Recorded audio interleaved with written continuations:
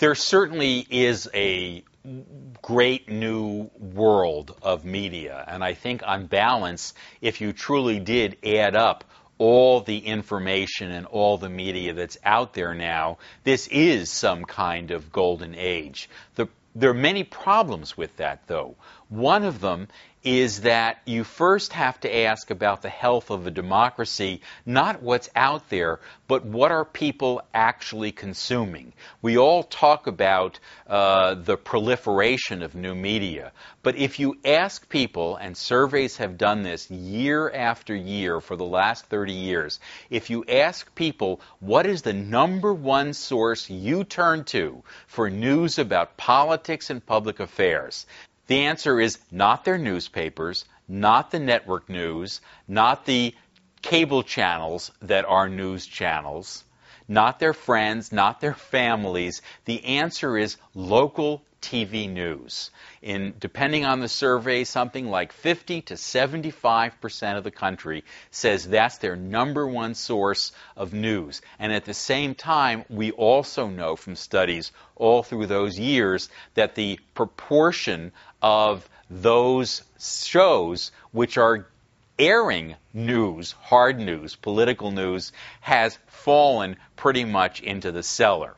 But that's where people go. It's one thing to say, well, out there, there's all this great new stuff. It's like saying, yeah, there are libraries out there too. But if most people believe that, say, there are ghosts, or that the Earth was created 5,000 years ago, there are real problems. The reason that the administration was able to convince people that Saddam Hussein was behind 9/11, and the fact that the fraction of the country that still believes that is so high, and the fact that most school kids in America can't find our big cities or oceans on a map, that isn't mitigated by the fact that there's an encyclopedia sitting over in the corner that if you went to it, you could learn a lot.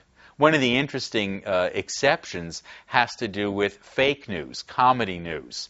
There have been many studies done asking people kind of current events quiz questions.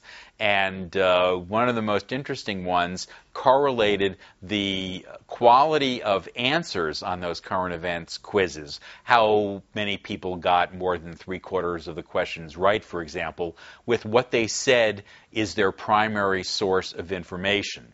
And in one of those studies, the group that had the highest number of correct answers said their number one source for news was people who turned to The Daily Show as number one. And the group that had the worst set of answers on that quiz said that their number one source of news is local TV news, which is, of course, the number one source for most Americans. Media reform has been way undercovered, and it's no shock that that's the case. It's kind of a miracle that over the past few years, millions of letters and emails and calls have been generated in order to promote media reform and diversity and fight the consolidation of power. And I think the only reason that that's happened is because of the Internet allowing people to do organizing.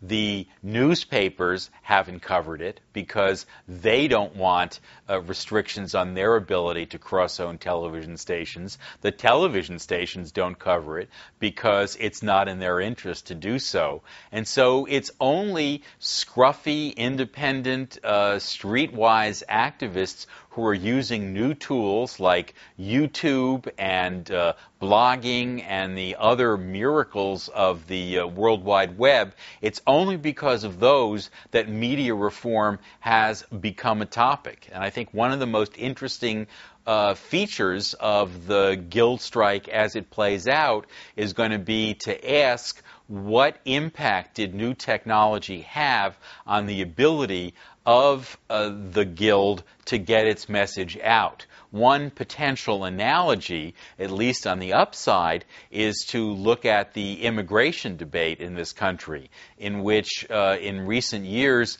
we've seen Spanish language radio, which used to operate completely under the radar, being able to turn out on May Day a couple of years ago millions of people across the country wearing white to go on a march, even though most people who were consumers of mainstream media had no idea that was going on. On the other hand, for every Spanish language radio station that was mobilizing its base, there was a Lou Dobbs mobilizing his base on cable news. So the question is, what happens now? Is the Internet able to provide an alternative channel sufficient to spread this message and be able to enable the Guild to get its message out in a form which is not muddied by the efforts of the studios on their side